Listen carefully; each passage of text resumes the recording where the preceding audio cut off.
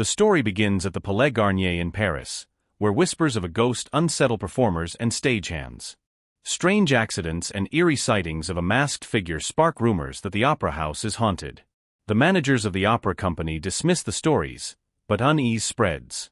Among the superstitions is talk of Box 5, reserved exclusively for the opera ghost. Some believe it's just a trick to frighten newcomers.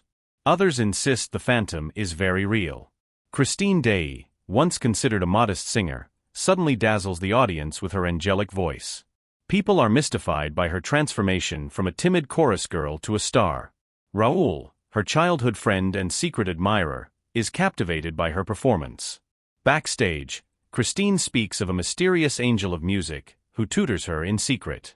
Few take her words seriously, assuming she is merely inspired. But Christine's reverence for her unseen teacher is absolute. Raoul grows jealous, suspecting Christine's angel of music is a romantic rival. He attempts to follow her after a performance but loses her in the maze-like corridors of the opera house. Christine vanishes through a hidden panel, leaving Raoul bewildered. He begins to suspect there are secret rooms and passageways under the opera house. His curiosity about Christine's mentor deepens into an obsession. He vows to uncover the truth. The opera managers receive letters signed by the opera ghost, demanding that Christine be cast in lead roles. He warns that disobedience will lead to tragedy.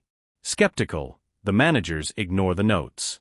But when they attempt to favor another diva, Carlotta, chaos ensues. Carlotta's voice croaks like a toad mid-performance, and a stagehand is found dead. The phantom's presence becomes impossible to deny. Christine invites Raoul to a secluded rooftop after a performance. There, under the stars, she confides that her angel of music is real but terrifying. She tells him of a masked man who lives beneath the opera and possesses a voice both heavenly and inhuman. Christine believes he is both her benefactor and captor. Raoul pleads with her to leave, but she is torn between fear and fascination. Their conversation is overheard by the phantom. The phantom, whose real name is Eric, becomes enraged by Christine's closeness with Raoul. His love for her twists into possessiveness. He abducts Christine during a performance, spiriting her away through hidden doors. Raoul, desperate, tries to pursue but is stopped by the labyrinthine passages. The opera house erupts with panic as Christine seemingly vanishes into thin air. The legend of the opera ghost intensifies. Christine awakens in the phantom's lair deep beneath the opera house. The underground world is eerie yet magnificent, with mirrored walls, candlelight, and a subterranean lake. Eric, wearing his mask, reveals his genius as both musician and architect. He professes his love, but warns Christine never to remove his mask. Christine, both fearful and curious, senses the monstrous truth beneath his disguise. Driven by curiosity, Christine tears off Eric's mask during a heated exchange. Beneath, his face is revealed as horrifyingly deformed, skeletal, and skull-like. Eric flies into a rage, alternately threatening and begging her to stay. Christine weeps for his suffering but recoils from his touch. Eric, ashamed, lets her return to the surface on the promise she will never betray him. Christine is left shaken by the ordeal. Raoul confronts Christine, who confesses all. He urges her to flee Paris with him, fearing the phantom's wrath. Christine is torn between her love for Raoul and her sympathy for Eric's tragic existence. They plan to elope after her next performance. Unbeknownst to them, Eric is watching, listening to every word through his hidden passageways. His fury grows. Months later, a lavish masquerade ball is held at the opera house. Amid the revelry, a tall figure dressed as the Red Death, a skeletal costume, descends the stairs. It is Eric in disguise. He confronts Christine and Raoul, reminding them of his power. The celebration freezes in fear as Eric vanishes into the shadows. His appearance is both theatrical and terrifying, a clear warning of what is to come. Christine's engagement to Raoul becomes public. Fearing Eric's retaliation, they attempt to keep their plan secret, but the phantom is enraged by her defiance.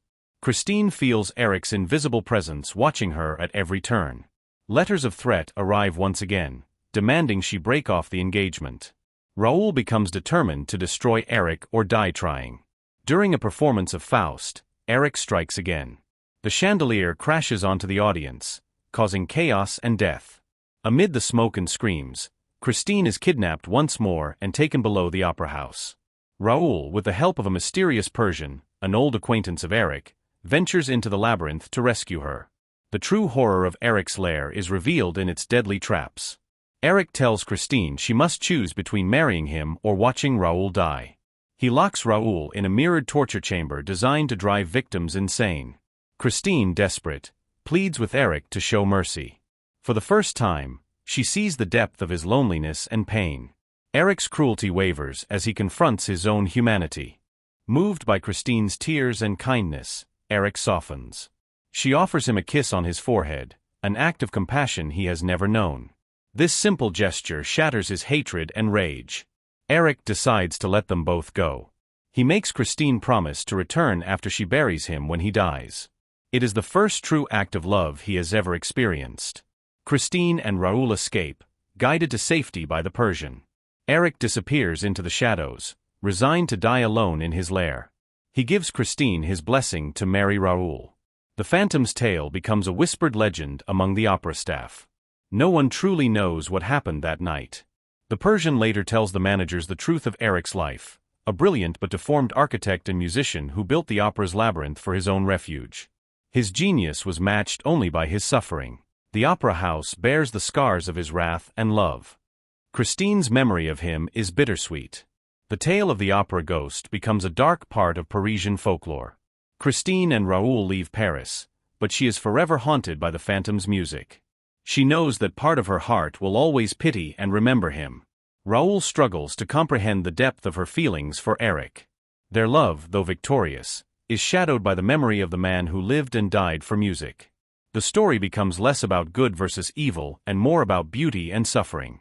Rumors of the opera ghost continue, with new performers whispering about hidden doors and faint music echoing from the walls.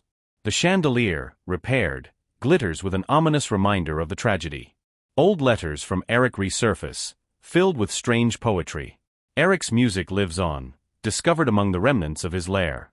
It is both beautiful and sorrowful, capturing his tortured soul.